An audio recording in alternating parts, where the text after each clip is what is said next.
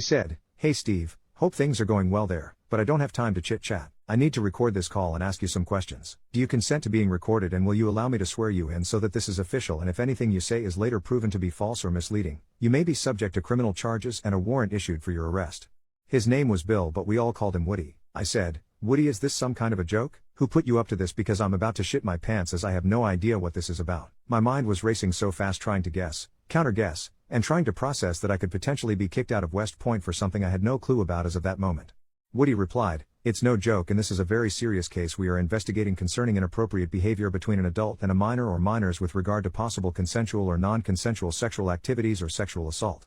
That's when I knew exactly what this was about. I said, "Go ahead, Woody, I consent and will answer any questions you have." So I basically had to repeat his words almost like being sworn in as a witness who was going to testify in court. The questions all focused on that hot, young class advisor I worked with during my senior year. They kept me on the phone for an hour asking every possible question imaginable and then asking those same questions again in a different way.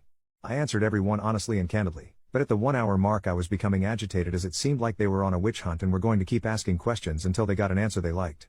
So I spoke up and said, "Gentlemen, you can continue to ask me these questions in any order or format that you desire, but I can assure you that my answers will not change because they are truthful and there was never one moment where Ms. X acted inappropriately in front of me. She was always completely professional and never even insinuated at something that would cross the line between teacher and student." Following that statement they had no further questions and told me they would contact me again if they needed to follow up or get additional details.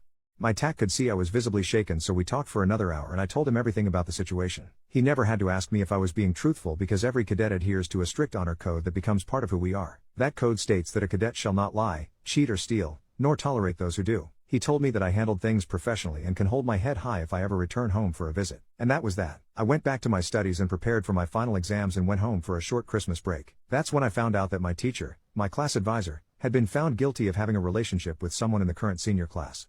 That relationship was sexual and he was a minor. Seems the student ran around bragging to everyone that he was doing it with the hot teacher. I don't know if it was true or if he made it up. What was true was that she was fired from her job and never allowed to teach again. She had to register as a sex offender for the rest of her life. She lost everything: family, friends, money, possessions, and had to serve time as an inmate in a state correctional facility. If you ask me what I think, I don't believe it. I know the kid who was allegedly in a relationship with her. He was a complete jerk. Loud mouth, not smart, not smooth, not good looking, and most of all, he was a liar and a storyteller who would say anything if he thought it would make him look cool.